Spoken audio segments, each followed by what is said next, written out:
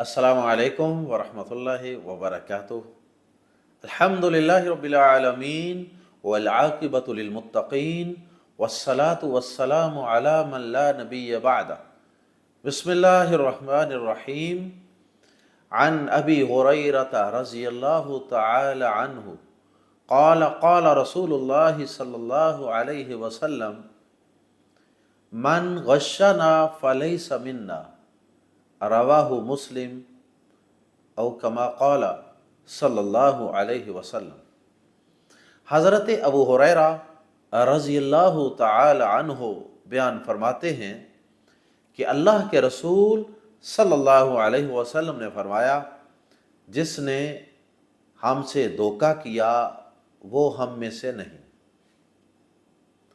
ناظرین کرام، دین اسلام بڑا ہی پیارا اور خوبصورت دین ہے۔ دین اسلام بڑا اعتدال والا دین ہے۔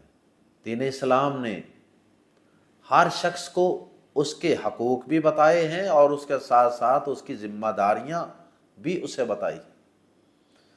جب معاشرے میں ہر شخص اپنے حقوق کے ساتھ ساتھ اپنی ذمہ داریوں کو بھی سمجھے گا، میری کیا رسپانسبلٹیز ہیں، مجھے کیا کرنا ہے اور مجھے کیا نہیں کرنا ہے، میرے لیے کیا کرنا جائز اور درست ہے اور میرے لیے کیا کچھ کرنا ناجائز اور حرام ہے۔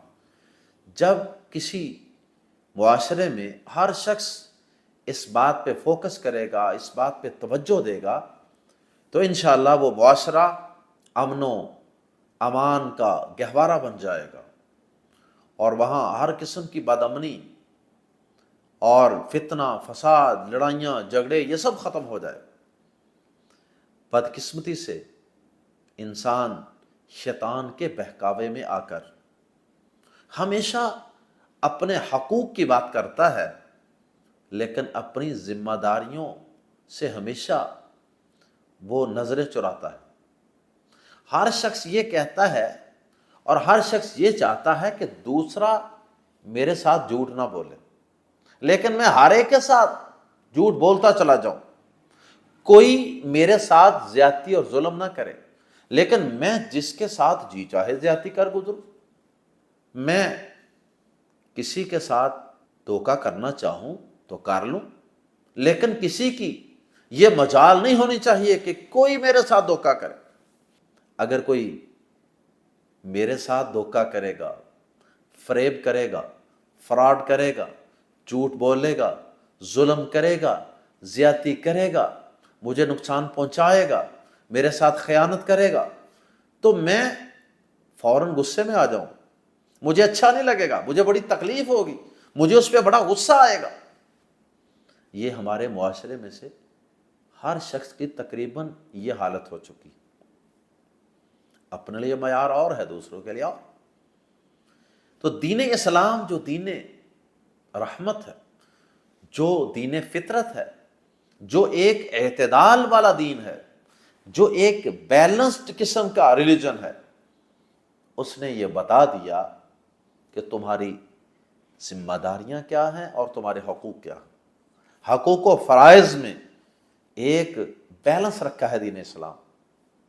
اسی وجہ سے پیارے نبی صلی اللہ علیہ وسلم نے کسی کو اس بات کی اجازت نہیں دی کہ کوئی شخص دوسرے کو دھوکہ دے۔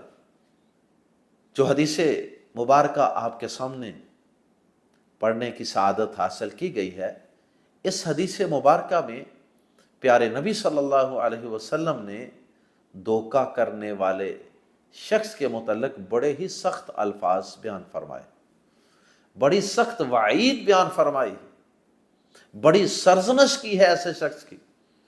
آپ نے فرمایا کہ جو شخص ہمیں دھوکہ دے، ہمیں دھوکہ دے سے مراد کہ مسلمانوں کو دھوکہ دے، فرمایا کہ جو شخص ہمیں یعنی مسلمانوں کو دھوکہ دے وہ ہم میں سے نہیں، اور ہم میں سے نہیں جن احادیث میں آتا ہے اس کا مطلب اہل علم نے یہی بیان کیا ہے کہ وہ ہمارے دین اور ہمارے طریقے پر نہیں، وہ ہمارے دین کی مخالفت میں کھڑا ہے، وہ ہماری سنت اور ہمارے طریقے اور ہماری ٹریننگ کے مخالف کھڑا ہے۔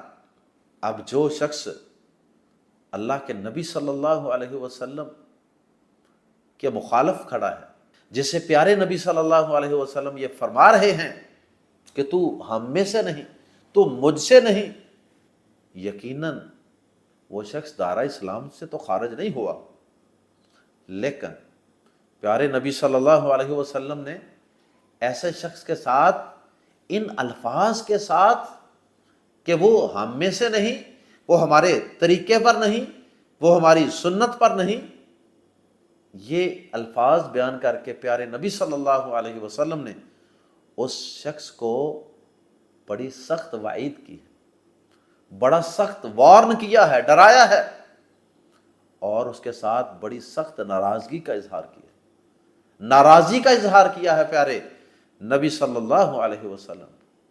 ایسے سمجھ لیجئے، سمجھنے کے لیے مثال عرض کرتا ہوں، جیسے باپ اپنے بیٹے سے ناراض ہو کر اسے یہ کہے کہ جاؤ، تمہارا میرے سے کوئی تعلق نہیں، تو اس کا یہ مطلب ہرگز نہیں ہوتا کہ اب وہ اس کا بیٹا نہیں رہا، وہ اس کا بیٹا تو ہے ہی ہے۔ اس جملے کا مطلب یہ ہوتا ہے کہ تو میرا نافرمان ہے، میں تجھ پر راضی نہیں ہوں، میں تجھ پر خوش نہیں ہوں۔ پیارے نبی صلی اللہ علیہ وسلم نے بھی اس حدیث مبارکہ میں اسی قسم کی بات بیان فرمائی ہے کہ جس نے ہم سے دھوکہ کیا وہ ہم میں سے نہیں۔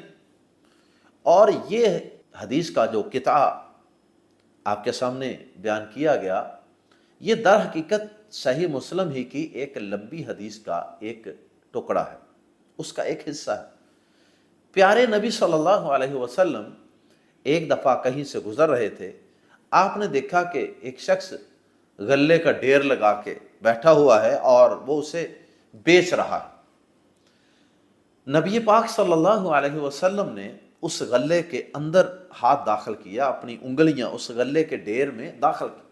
وہ گندم تھی، وہ جو تھے، یا جو بھی کچھ تھا، بہرحال وہ کوئی غلہ تھا۔ نبی صلی اللہ علیہ وسلم نے اپنا دست مبارک اس کے اندر دھکیلا، اس کے اندر داخل کیا، اور آپ کو محسوس ہوا کہ یہ غلہ اندر سے گیلا ہے، سلا ہے، اور اوپر سے یہ بالکل خشک لگ رہا ہے۔ تو نبی صلی اللہ علیہ وسلم نے اس شخص سے پوچھا کہ یہ کیا ہے، یہ کیا کر رہے ہیں آپ؟ اندر گیلا ہے اور اوپر خشک ہے۔ ظاہر ہے جو گیلا غلہ ہے اس کا وزن بھی زیادہ بنے گا پانی کی وجہ سے، اور صاف سی بات ہے کہ غلہ جو ہے اس کے خراب ہونے کے چانسز بھی زیادہ ہیں۔ تو کوئی شخص بھی جب گیلا دیکھے گا تو یا تو اس کا ریٹ کم دے گا یا اس کو خریدنے سے انکار کر دے گا۔ تو اب اس نے دھوکہ دینے کے لیے وہ گیلا نیچے کر دیا اور خشک نیچے سے اوپر لے آیا۔ تو اس نے کہا اللہ کے نبی صلی اللہ علیہ وسلم، ہوا یوں تھا کہ رات کو بارش ہوئی تھی، غلہ اوپر سے گیلا ہو گیا، تو میں نے وہ گیلا نیچے کر دیا اور خشک جو تھا وہ اوپر کر دی۔ اس وقت آپ نے یہ الفاظ بیان فرمائے تھے، من غشنا فلیس منا، جس نے ہم سے دھوکہ کیا وہ ہم میں سے نہیں۔ بدقسمتی سے ہمارے معاشرے میں اگرچہ ہم مسلمان ہیں، لیکن جو ہمارے معاشرے میں اس حدیث کی مخالفت ہو رہی ہے، پیارے نبی صلی اللہ علیہ وسلم کے طریقے اور اسوے کی جو دھجیاں بکھیری جا رہی ہیں، اللہ کی قسم ایک مسلمان کا سر شرم سے جھک جاتا ہے کہ یہ مسلمان ہیں جنہیں دیکھ کے شرمائے یہود۔ صورتحال یہ ہے کہ شاید ہی کوئی چیز بچی ہو، شاید ہی، جس کے اندر ہم ملاوٹ نہیں کر رہے، جس کے اندر ہم دھوکہ نہیں دے رہے، جس کے اندر ہم فریب نہیں کر رہے۔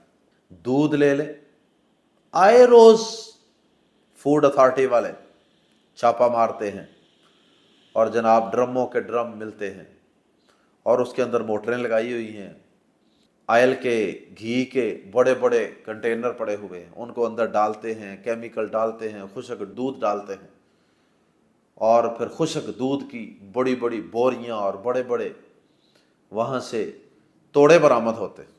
وہ ڈال ڈال کے دودھ تیار کر کر کے پھر وہ دودھ کے جو بڑے کنٹینر ہوتے ہیں یا ڈرمیاں ہوتی ہیں ان کے اندر ڈال کے پھر اس کی سپلائی دی جاتی ہے۔ انا للہ و انا الیہ راجعون۔ میڈیسن کے اندر بھی دھوکہ، کتنی دفعہ کئی میڈیسنز پکڑی گئیں لو سٹینڈرڈ، حتیٰ کہ کئی دفعہ جو لائف سیونگ ڈرگز ہیں ان کے حوالے سے بھی 2 نمبریاں پکڑی گئیں۔ یعنی کس طرح ہم انسانوں کی جان کے ساتھ، ان کی صحت کے ساتھ کھیل رہے ہیں۔ اور پھر اسی طرح آڑو ہے، لیچی ہے، ان کے اوپر باقاعدہ سرخ رنگ کیے جاتے ہیں تاکہ خریدنے والا اس کو سرخ سمجھ کے اس کی طرف اٹریکٹ ہو اور اس کا زیادہ ریٹ دے۔ اللہ اکبر۔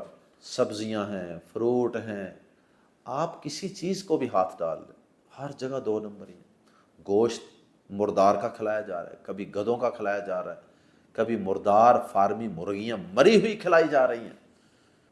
اللہ تعالیٰ محفوظ فرمائے۔ تو کوئی بھی شعبہ ہمارے اس فریب سے، ہمارے اس دھوکے سے خالی نہیں۔ فروٹ خریدنے چلے جائیں، ریڑھیوں والے وہ دھوکے کرتے ہیں کہ آپ تصور نہیں کر سکتے۔